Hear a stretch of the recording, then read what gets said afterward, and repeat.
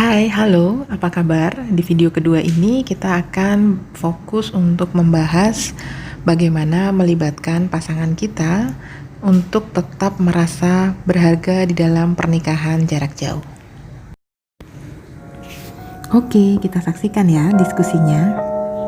Aku suka banget tadi Mbak kata-kata Mbak Andro yang pertama bagaimana menjadikan pasangan kita, kalau kita istri ya berarti suami kita ya, tetap merasa bagian yang penting dalam kehidupan kita meskipun kita ini sebagai wanita saat ini tuh kan wanita itu udah banyak banget aktivitasnya gitu ya.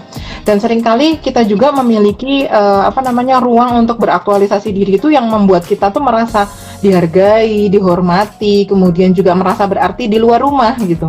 Nah, gimana ketika kita pulang ke rumah supaya kita tetap menghargai suami itu hal yang nggak mudah gitu, karena kita harus meresetting apa yang ada di kepala kita, kemudian juga apa yang ada di perasaan kita gitu kan, mengajak atau melibatkan suami sehingga dia tetap merasa penting.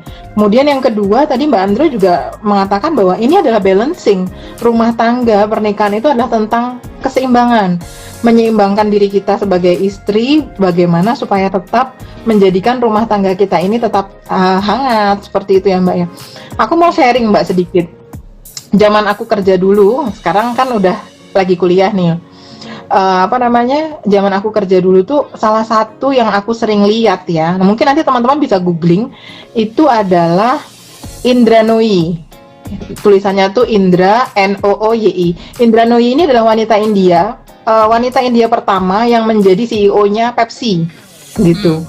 Nah, Indra Nooyi ini aku sering banget ngelihat video-video beliau ya. Aku tuh ngerasa bahwa Indra Nooyi ini adalah wanita yang memiliki nilai dan karakter selain kecerdasan dia yang sudah tidak usah diragukan karena dia adalah CEO pertama dari Asia gitu ya. Selama ini kan pasti orang kulit putih gitu.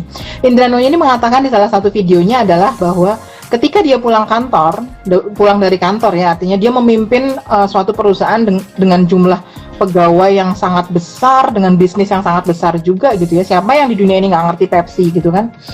Nah, kemudian ketika dia pulang, dia meletakkan semua mahkotanya itu jauh di depan pintu rumahnya.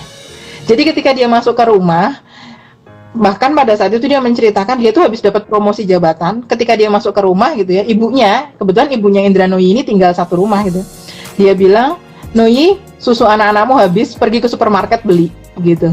Padahal dia itu datang pengen cerita Mbak ke ibunya, "Bu, aku tuh habis dapat promosi jabatan yang baru." gitu kan. Tapi ibunya bilang, "When you go inside this house gitu ya, put your crown outside." gitu ya. Jadi letakkan semua mahkota dan keberhargaan dirimu itu di luar gitu.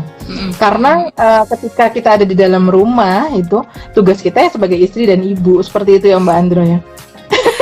Yes. Dan itu, aduh gimana ya?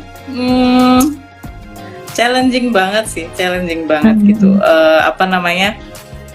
Ketika harus switching itu ya. Memang kita kemarin ketika WFH dan WFO ini mulai ada gitu. Aku cuma ngerasa gini, ini kalau waktu WFO itu kan kita kayak lebih mudah ya switchingnya gitu. Oh, ketika mau berangkat ke kantor, keluar dari pintu gitu kan kita ya udah mindsetnya tuh semua udah kantor gitu. Mau pulang, mau masuk pintu rumah juga mindsetnya berubah, walaupun tetap aja ya kadang ada hal-hal lain di kantor yang tetap kita tangani di rumah gitu. Cuman ketika WFH itu aku ngelihat kayaknya banyak teman-teman yang curhat itu karena jadi susah gitu, identitinya itu jadi nyampur gitu loh, karena yang biasanya dia gampang switching antara office dan rumah itu sekarang semua jadi satu di rumah dalam waktu yang sama. Kemudian perannya itu banyak banget dan di waktu yang bersamaan juga. Jadi kayak identity antara dia yang kantor sama yang rumah itu nyampur dan itu bikin stres gitu katanya. Kayak gitu waktu WFH ini gitu. Kalau yang dari bapak-bapaknya itu memang tadi ada yang kayak Lita tadi wawancara sama teman-teman cowok itu juga. Beberapa temanku juga mereka ngerasa sedih banget karena mereka nggak bisa pulang gitu, nggak bisa pulang keuntungan WFH yang nggak bisa aku dapetin itu katanya ya bisa kumpul bareng keluarga kan. Kalau WFH mereka bisa kerja tetap sama istri sama anaknya. Ini aku benar-benar kepisah udah berapa bulan nggak bisa pulang, entah kapan aku bisa pulang, dan itu so sad gitu. Dia sampai kayak gitu. Dan benar, Lid, jadi ibu-ibu tidak hanya Anda yang merasa sedih atau desperate dengan adanya pandemik ini, tapi ternyata bapak-bapaknya pun punya perasaan yang sama. Hanya kalau laki-laki itu kan lebih rasional dan mereka lebih pandai untuk menutupi emosinya ya, seperti itu. Jadi mungkin itu nggak kelihatan seperti itu. Nah, ada beberapa teman-teman yang join ini juga ada pertanyaan nih. Kalau suaminya cuek gimana Mbak? Siapa sih yang nanya? Nih, iya. Kalau suaminya cuek gimana Mbak? Katanya di Loli. Ya, itu juga tantangan. Jadi kalau suami cuek itu mungkin ada beberapa sebab. Yang pertama karena mungkin dia memang nggak paham gitu apa yang istrinya inginkan. Kita udah gregetan, Mbok bantuin aku nyapu gitu, atau Mbok bantuin aku jemur pakaian gitu, tapi dia tuh masih yang nyantai di depan laptop gitu kan, atau lihat googling handphone kayak gitu kan. Bisa jadi dia itu nggak paham bahwa kita butuh bantuan karena kita nggak ngomong. Karena perempuan kadang mikir ya harusnya dia udah tahu dong berapa tahun pernikahan, masa nggak ngerti juga kalau aku butuh bantuan gitu. Tapi memang dari beberapa temen yang cerita, memang kadang laki-laki tuh kayak gitu nggak paham. Dia emang karena nggak paham bahwa yang tinggal ngomong aja, kenapa sih kalau misalnya mau dibantuin tinggal ngomong, aku kan pasti akan gerak gitu. Ada yang kayak gitu. Tapi ada juga yang mungkin ada suatu interest yang dia lagi dia lihat gitu ya suaminya, dan mungkin itu karena ya itu tadi adanya afeksi yang mungkin berkurang satu sama lain, atau perasaan dekat satu sama lainnya berkurang, jadi justru dia malah cari kesibukan lain dan tidak merasa terlibat di dalam urusan rumah tangga. Sebenarnya yang agak jadi catatanku juga tuh itu sih, Lid, bahwa culture di Indonesia itu kan juga ngelihat bahwa urusan rumah tangga, pendidikan anak biasanya ya semuanya ke ibu gitu ya. Nah itu kan tantangan juga buat ibu yang bekerja.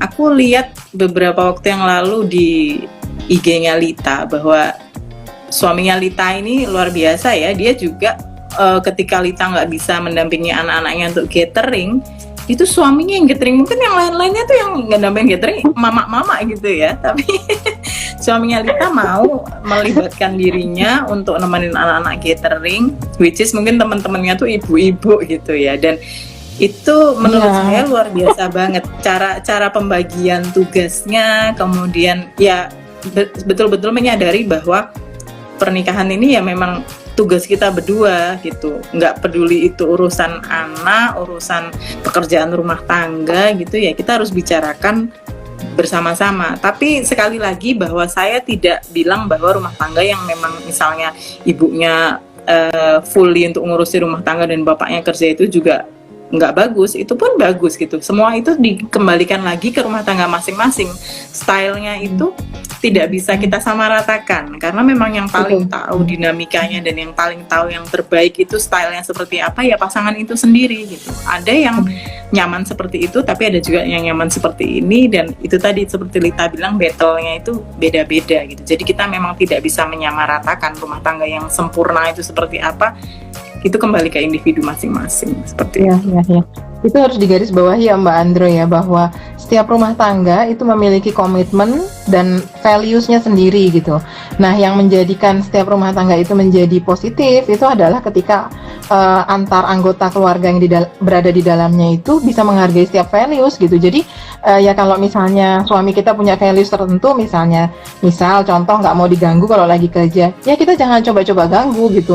Sama seperti kita, misalkan aku boleh bekerja atau tidak, kemudian sampai di batasan mana aku boleh memanfaatkan waktu untuk bekerja dan lain sebagainya. Memang itu value masing-masing gitu. Jadi semua rumah tangga itu insya Allah baik selama kita paham values kita apa dan komit ya Mbak Andronya. Nah tadi ada pertanyaan tuh dari Mbak Pinjung, Mbak. Kan Mbak Andro udah ngerasain tuh jarak jauh pernikahannya, komuter juga udah pernah, terus satu rumah juga udah pernah gitu. Kalau boleh memilih mana yang dipilih? Berarti satu pilihan aja nih Mbak, nggak boleh kasih penjelasan ya. katanya. Satu ya. Kalau saya sih jelas milih yang serumah sih.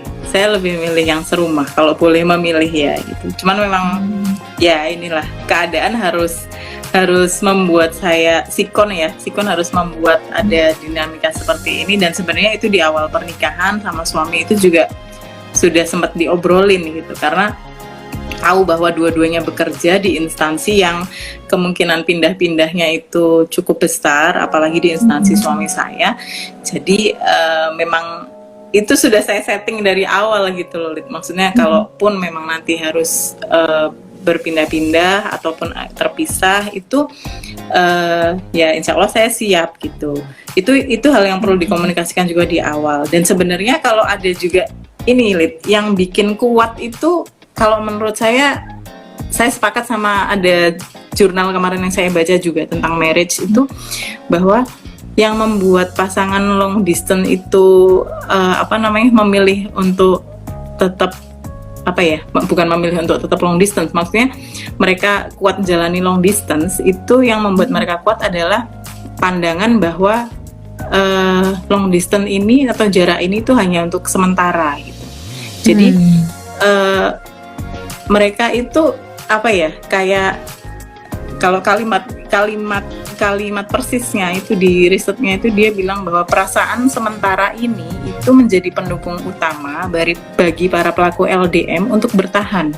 Jadi dengan memberitahu ke diri kita sendiri gitu ya, bahwa ini semua itu hanya sementara, itu mereka bisa mendapat dua pencapaian penting. Yang pertama, mereka bisa proven ke orang-orang bahwa menangkis gitu ya pandangan masyarakat umum bahwa kalau hubungan jarak jauh itu pasti berakhir dengan perceraian atau perpisahan gitu. Jadi ada kayak semangat untuk mempertahankan gitu ya. Yang kedua itu mereka juga bisa memandang pernikahan dan juga karier itu sebagai sesuatu yang sama pentingnya, seperti itu. Jadi sama pentingnya tapi secara terus menerus gitu loh Lid. Jadi kalau mereka ngerasa bahwa durasi perpisahan ini hanya sementara, itu mereka justru akan lebih termotivasi untuk terus mempertahankan, seperti itu. Kayak gitu sih. Nah, tadi tuh aku kebetulan ada yang aku survei juga ya Mbak ke para bapak-bapak yang pelaku LDM. Ini related sama yang Mbak Andro sampaikan. Jadi aku tanya gini, para bapak-bapak yang berjauhan dengan para istri, sebetulnya apa sih hal-hal yang membuat para bapak-bapak sebagai kepala keluarga ini bangga dengan istrinya gitu ya? Ternyata jawabannya itu menyentuh hati meskipun aku bukan istrinya. Jadi yang pertama yang membuat jadi yang pertama yang membuat para kepala keluarga yang tinggal berjauhan ya, yang menjalani LDM ini bangga dengan istrinya adalah pengertian. Ternyata pengertian dari istrinya bahwa ketika mereka berjauhan itu suaminya ini sedang melakukan perjuangannya sendiri gitu loh. Dia juga di sana sendiri berjuang untuk mengalahkan rasa rindu, berjuang untuk mengalahkan guilty feelingnya, berjuang juga dengan segala problematika kehidupan dan pekerjaan dia di sana yang dia tidak bagi juga kepada istrinya gitu ya. Tapi dengan istrinya memberikan pengertian kepada suaminya, menurut para kepala keluarga ini adalah suatu sumber energi batin yang luar biasa bagi mereka. Yang kedua adalah yang membuat mereka bangga terhadap istrinya, para istri yang menjalani LDM ini adalah kemandirian istrinya dalam menjaga anak dan membesarkan anak. Bagi mereka, para suami, mereka jadi merasa bahwa tidak ada wanita lain yang layak atau pantas untuk menjadi pasangan sekaligus juga sebagai ibu dari anak-anak mereka gitu. Mereka jadi berpikir gini loh Mbak, mungkin kalau aku ceritanya nggak sama istriku yang ini, rumah tanggaku tuh nggak akan semudah ini gitu. Wah, Masya Allah ya, luar biasa banget ya Pak. Ternyata kita yang sebagai wanita merasa bahwa kita ini merana kalau jauh dari suami kita tuh juga berjuang di sana gitu kan, dan mereka berterima kasih sekali gitu kan. Iya, gitu betul. Mbak Andro. Mbak ada pertanyaan nih Mbak dari Mbak Rizka. Yang mana? Mbak, gimana ngerubah mindset kita untuk tetap positif menjalani kehidupan LDM dan adanya pandemik ini yang sulit banget buat ketemu suami, apalagi saya lagi punya bayi anak 1, rasanya berat. 1 bulan sampai turun 6 kilo, ya Allah.